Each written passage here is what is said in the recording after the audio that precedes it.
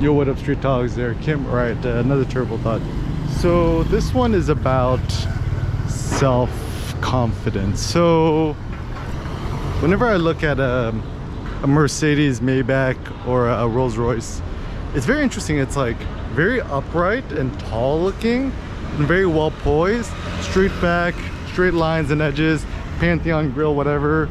And yeah, it looks very self-confident, right? And it's not trying to be somebody else or something else. And I also feel that for humans, right? Self-confidence, I think, is what everyone's seeking, right? I mean, a simple thing you do, right, is when you're walking, walk upright, chest out, whatever. You know, you don't want to hunch your back because it makes you look not so self-confident, right? And also with fashion, right? I think the reason why people spend so much money or time on fashion is because they want to feel more self-confident. And I think the way that American consumerism works is American society.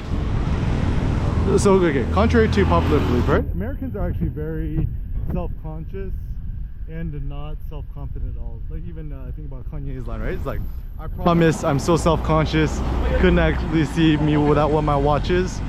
So I can't even go to the grocery store without a shirt without a team or whatever, right? And so, and this is actually something I found too, is that like even guys who wear watches or luxury goods that are obvious, you're kind of signaling some sort of like hidden insecurity, because if you're really rich like Kanye or somebody, Sisadai, Picasso, Akun, if you're really super rich, you don't actually need to show or display to anybody else that you're actually rich. In fact, really rich people want to be super low-key as possible. They're not gonna be driving around in flashy cars, right? Because you don't want to get robbed. So actually, you know, I asked my brother-in-law, John Narciso, who's you know, one of the head rim designers at Black Rhino Wheel Pros, and I'm like, his thoughts kind of mirrored mine. I'm like, if you were like super rich, but you wanted to have the most comfortable low-key car possible that nobody knew what it was, well, the car is like, yeah, probably like a high-end Hyundai Genesis. And I think I agree. And also the funny thing with Louis Vuitton, I've realized, Louis Vuitton is actually not for rich people. It's for poor people who aspirationally want to look rich, right? Because like, same thing with Rolex and stuff like that. Like the really rich people, you don't want to get robbed, so you're not gonna have expensive things. Like the really, like, even when I was in California and I went to the really rich neighborhoods, right, in the mountains and the hills and stuff like that, it looks like everyone who's super rich either drives like a Honda Odyssey for their family, and even the most like cool ostentatious thing that a really rich person would get in terms of like a capable vehicle is like, you know, like some sort of Subaru something, or maybe even a Lexus SUV, because at this point, at least in the States or California, Lexus is not, it's like, it's kind of like, it's not like super flashy. Everyone knows that it's pretty nice, but it's not gonna scream at you if you like, if you're driving a Rolls Royce, right? Or a Lamborghini. And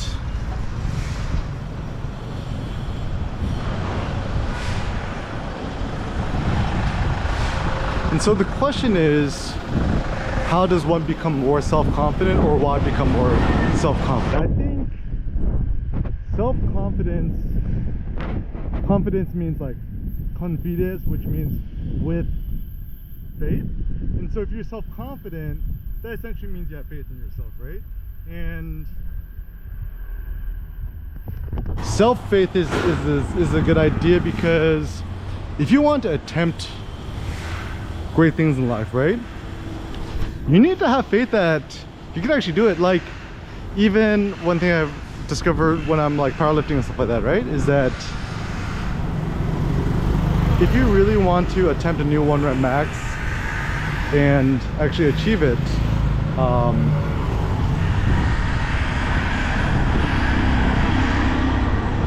you must have zero doubt in your mind whether you could do it or not. Like, you must have 100% confidence that you could do it, but the simple goal is actually not, you know, questioning yourself whether you could do it or not. Actually, what the goal is getting rid of distractions in your mind and focusing so that at that one single moment your power output can be 100% uninterrupted. And so for me, even like hyping myself up and, you know, focusing before lifting something, it's like I already know that I could do it. It's just like, okay, it's time for Eric, time for you to focus and focusing, what it is 100% muscle fiber, body fiber activation all at once. And so even I think the skill that comes from powerlifting, which comes over time, is how to recruit all of your muscle fibers, your whole body, whatever, your mind, soul, whatever, at the same time as effectively as possible. Like, to minimize energy leaks, to 100% power output at once, maximize your leverages, and so forth. And so I actually find that for me, the greatest joy in lifting or powerlifting, whatever I call it, hype lifting, right, is actually when you've really 100% focused on doing something and your mind goes blank for half a second, and then you're like, oh whoa, what happened? Did I just do that? And you know, I get that when I'm doing 1 rep max deadlifts, squats, even floor bench press is something that I enjoy doing. And so the goal then with powerlifting or lifting or weightlifting, whatever, hype lifting, is not even like to get super duper swole or buff or strong or whatever, but it's to have some sort of physical activity or lift or something which requires 100% focused meditation output. I call it the Zen before the storm, right? And when it comes to self-confidence, I think the genesis or the source of self-confidence, there are different sources, right? So I mean, part of it is cultural, societal, like how you're raised. Even Kanye said, like, I think a genius is just a kid with good parents. And so, you know, even Kanye, his mom was she was a professor, took him abroad and stuff like that. And even for me, like, even something that I've been doing with Seneca is currently 1 year 7 months old right now. I talk to him as if he actually understands everything, and I don't dumb things down for him. And one thing I've also learned about kids is that they're actually 25% more capable than you think they are. You just have to give them a chance or an opportunity to do so. And so actually pushing their limits is kind of a good thing. I mean, within safety bounds, right? Like his walking upstairs or doing something that he hasn't done before, and then I just put my hands around him as like a safety pins, right? Just in case he falls. And actually the irony is, the way to be a safer parent with a kid is you kind of need to do something kind of dangerous with them, because if you're doing something which you consider quote unquote safe with them, you're just going to be on your phone all the time, right? But the kid is like navigating some sort of physical structure or environment where there is actually some chance that your kid might get hurt or die, worse, right? Then you have 100% focus on your kid because it is required. And I think that's the big thing, is that like, if something doesn't require focus, you're not going to focus. And maybe this is also one theory about getting into a flow state, is there needs to actually be some sort of element of danger. Even maybe the reason why coffee or caffeine helps us get into a flow state is when you drink coffee, it gets our adrenaline up, right? Because, you know, coffee, caffeine is a poison, and therefore as a consequence, your body feels like there's a sort of danger lurking somewhere, and that's what forces you to focus. And maybe even also with writing, artistic creative pursuits, there needs to be some sort of potential danger or downside. So like, yeah, for me when I'm writing, the most type of writing that I actually enjoy is when I'm sharing or writing or publishing thoughts, or writing something that sounds unsavory or politically incorrect or whatever, but still just sticking to my guns and not censoring myself, even photographically, right? It takes more courage to share photos that you personally like, that you might be considered the others not going to find interesting, rather than just placating to an already likable aesthetic. And so the true trendsetters and innovators are the ones who, it's like they're not different for the sake of being different. It's just they find a certain thing, something interesting or beautiful to them, and they pursue it, and they do it without any regards of how their quote-unquote success or whatever. But anyways, taking it back to self-confidence, I think the good thing is I think confidence could be trained. I would call confidence studied recklessness. Studied in the sense that you allow yourself to be kind of reckless, but within bounds, right? So probably not a good idea to drive at night without your glasses if you have glasses, or to blindfold yourself and jump off a cliff, right? Like that's a little foolish. But I think in today's world, for the most part, especially if you live in the West or America,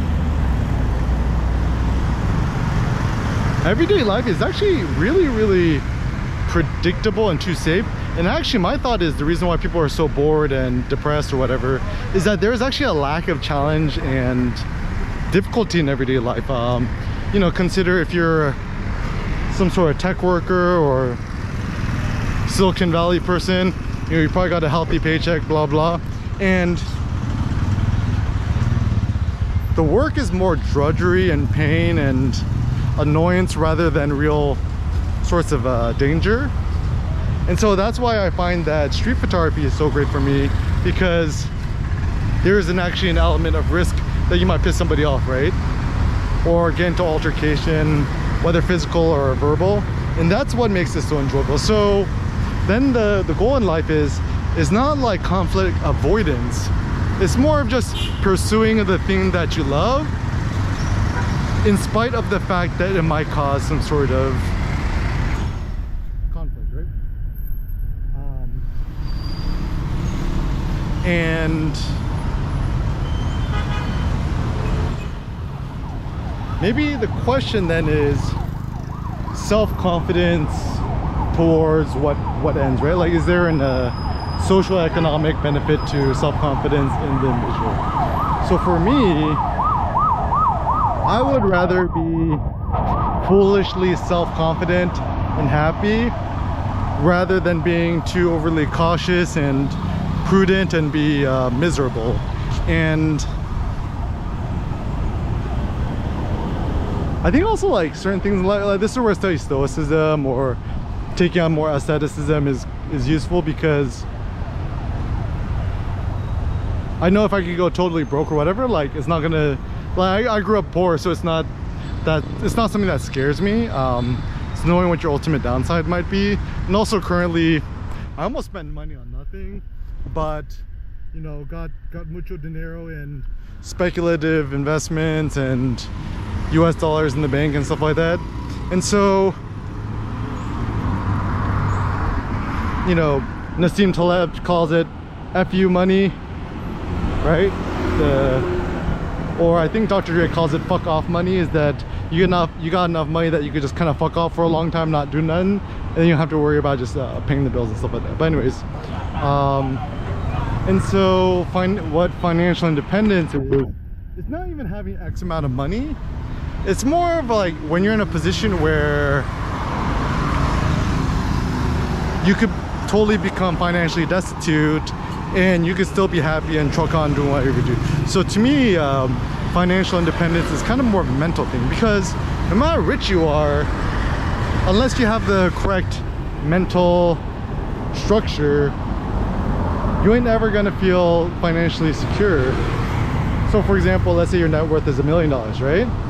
You're like, oh, if I only had $10 million, I'd feel secure, right? Got $10 million, it's $100 million. 100 million becomes what? 1,000 million, what's that? A billion? Billion.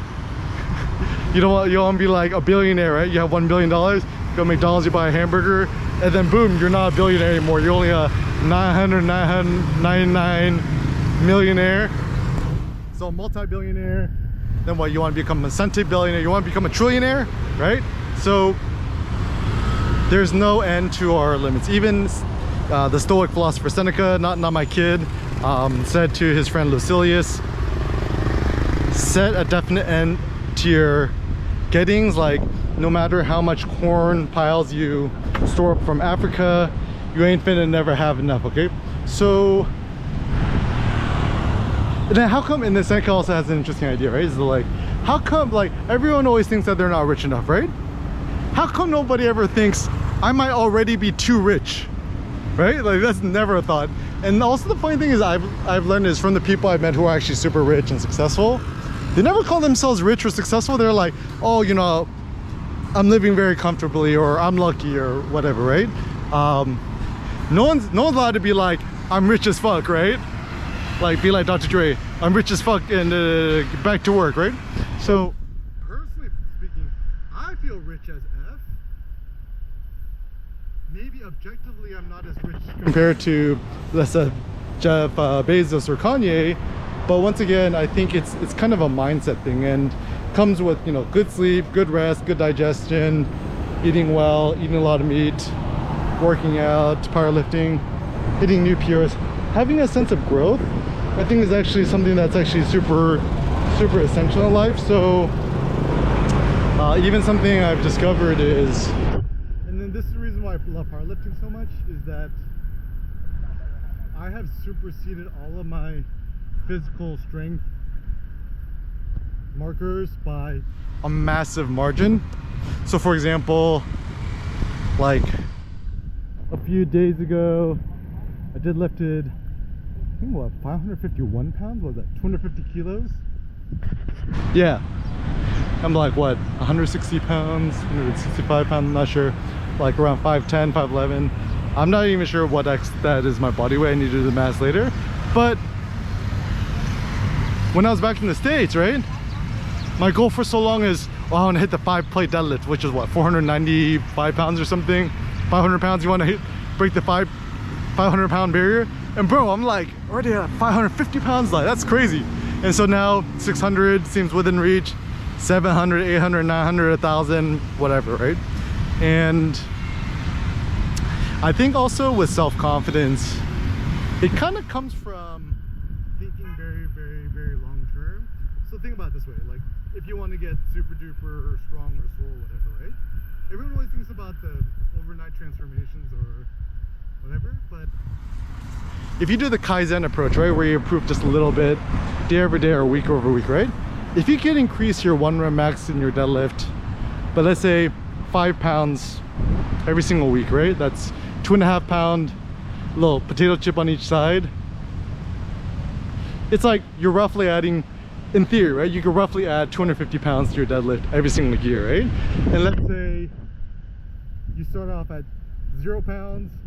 After the first year, you could deadlift 250 pounds. Then in theory, you keep that up. The second year, you should be able to deadlift 500 pounds. You keep that up, by year 3, you get deadlift 750 pounds. Then by year 4, you can deadlift 950 pounds. I mean, certainly, it's not gonna happen for most people, well, whatever. But that's where thinking very long term at like the decade plus level is good. Like, if you have a really big passion for building a certain business or becoming self-employed or whatever, if you just give yourself, like, if you work on it a little bit every single day or even once a week, but you do it for a decade, 2 decades, 3 decades, like, how are you not gonna succeed? Like, it's almost impossible, right? Even for me, you know, I graduated UCLA, I studied sociology. Cindy helped me apply and find an internship doing like social media marketing, online community management. And while I was working as an intern, working full-time, I was building up my blog, social media presence, whatever. And you know, I would blog maybe 3 times a week consistently. And then after a year, company IPO'd, then tanked, and then everyone lost their shirt. I got made redundant. My boss lost his job too. But for me, it actually ended up being a blessing in disguise. And